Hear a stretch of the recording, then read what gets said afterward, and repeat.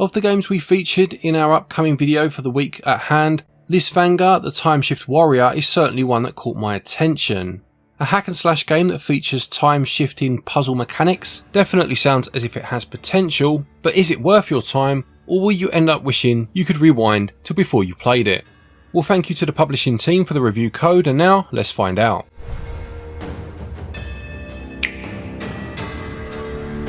So in terms of the story then, the stage is set centuries ago when two warring factions are brought to a truce after a race of monsters known as the Raxis invades each territory. The queen of one of the factions gives up her life and ascends to become the goddess of time, and in the process freezes time to stop the war. Survivors of this calamity move to start a new kingdom and put forward a champion every generation to ensure nothing like this ever happens again. The time spell has worn off though, and the Raxis are free, and the latest champion, or Lysfanga, a young lady named Ime, must now battle them and restore order to the kingdoms. Gameplay wise then, as I mentioned, it is a hack and slash game with you making your way through a temple, taking on a large number of enemies, having to clear them out before you can progress. There is more to it than this though, in the sense of that time rewind mechanic that I briefly mentioned a moment ago.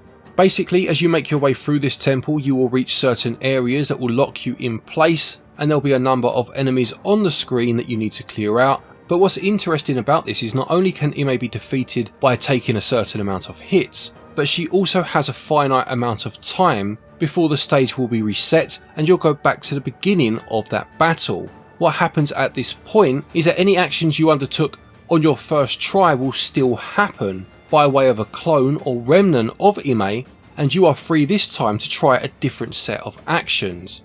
When the timer runs out again, or you take the maximum number of hits, the same thing will happen, this time with two remnants on screen, and you again able to take on the battle as you see fit, different from your actions of the first two times.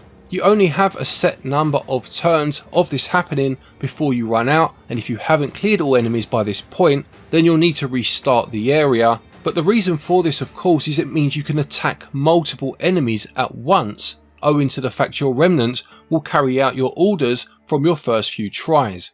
This means, of course, that you can take out enemies much quicker as you've effectively cloned yourself so many times, and each of these areas has a set time limit for you to try and achieve. You don't have to meet it, you can move on even if you went over time, but obviously there's that incentive to come back and try again and try to hit these time limits.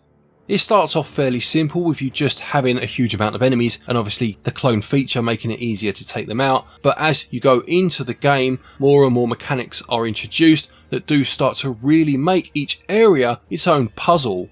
For example, it may be that you have enemies that are twinned together, shown by a purple light that connects them, and you need to defeat them at the same time in order for them to die. Obviously, once you've cloned yourself, you can take on one and take on the other concurrently, and it's all about trying to solve these little puzzles as you go on. Another example may be an enemy that has to be defeated from the back because they're shielded at the front, so you can attack them on your first try from the front, knowing that you aren't doing any damage, but then on your second try you can go around the back and attack them from here, and because they are engaged with your first remnant, they won't turn around and attack you, meaning you've got free reign to attack that weak spot. Any enemies that you do defeat on a first try will have a skull above their head on the second, meaning that you don't need to defeat them again. However, if you do interact with them by attacking them accidentally, they will snap out of this and come back to life, so you do need to be careful. Again, as you go further into the game, not only do the enemies pose puzzles, but the actual layouts themselves will start to become a bit more labyrinth-like. You'll have things such as coloured doors that will open and close as you pass through them. With this though, of course, if your remnant passes through it, because that's what you did on a previous turn, it means the door will close for your current self and may well block your progress. It's a very clever system actually, and I did like just how intricate each of these areas became because of your actions. The overall labyrinth or temple itself is fairly linear. You'll be going from one of these battle areas to the next for the most part. There is some opportunity to come off the beaten path, mainly to find collectibles.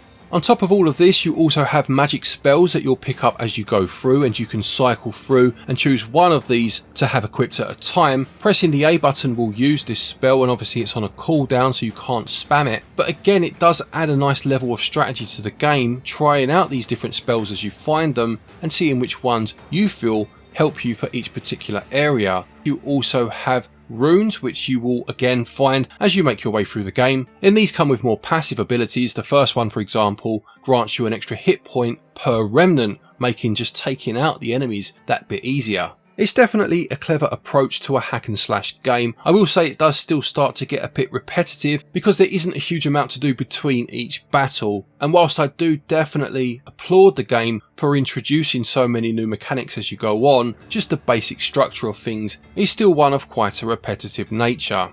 In terms of controls, for the most part they're absolutely fine. My only real issue with them really was because of the almost isometric look to the stages, that sometimes you could get caught on particular pieces of the background or fall from a height as you were attempting to go across a platform laid between two buildings. Nothing major, you're not going to lose any health, it was just ever so slightly tedious at times because of it.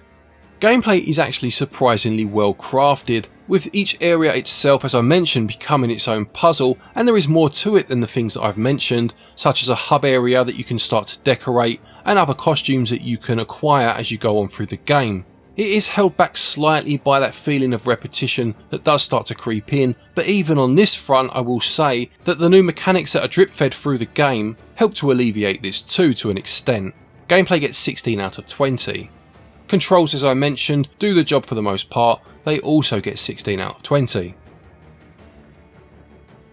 When looking at the visuals then, I did appreciate the design of the temple itself, and I liked the character models. New enemies are introduced quite frequently, although you do start to see the same ones often, to be fair, as you move on through the game. The contrasting use of both warm and cold colours really brought the world to life, and it gave the impression of somewhere you'd really want to explore.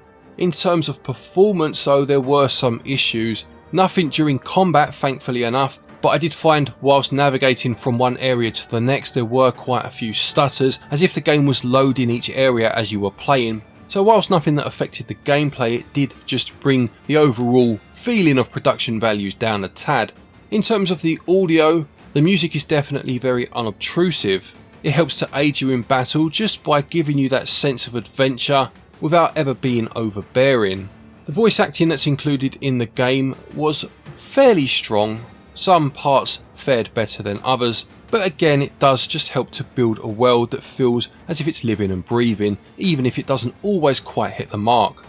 Visuals are pleasant to look at and I do like the world that's built, but those performance issues are unfortunate and it gets 14 out of 20.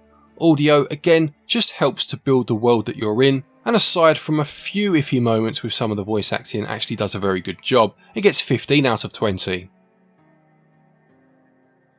Lysfanga the Timeshift Warrior costs £20.99 and regional equivalents are on your screen now. For this price you are getting an adventure that will take most people, I would guess, about 8 to 10 hours to finish, and there are the collectibles to go for and the incentive of trying to hit the time limit for each of the battle areas if you are a completionist. My only real issue I think when it comes to value is the fact that it does start to feel a bit repetitive. I mean, I'm obviously playing this for review, so having to blast through it. I think if I were playing it sheerly for enjoyment or off my own back, I would have spread out my play sessions a bit more to alleviate this feeling, and there are those issues with performance that do, as I mentioned, just affect the overall feeling of quality that the game emits. But on the whole, I don't think this is bad value, and I do appreciate and applaud the idea in general of fusing those action and puzzle genres. On balance, value gets 14 out of 20. To conclude, Lysfanga the Timeshift Warrior is a game that caught my eye when I first saw the trailer, and I was hoping that it could deliver on its promise of merging action and puzzle elements.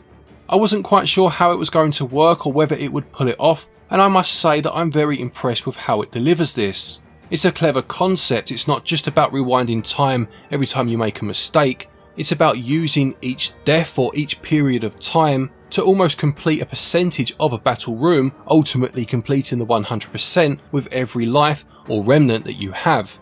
I also appreciate how often they mix things up just by adding a small new mechanic and this definitely kept you wondering what would come as you entered each new area. Feelings of repetition aside, I really like this game actually, and would definitely recommend it, if not at full price then perhaps just waiting for a slight sale, but either way, it's worthy of your time.